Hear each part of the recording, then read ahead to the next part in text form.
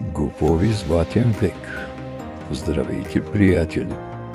Ето тук е другата машина, с която ме лекуват. Това е лазер, насочваща светлина във видимия спектър.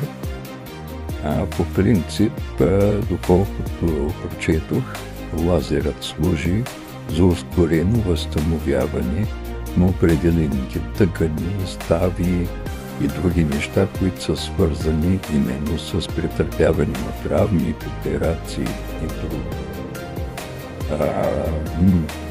Така възпаленията, реално погледнато ги пресече, ако има такива, и прави белезите на кожата да бъдат по-еластични, да не са твърди.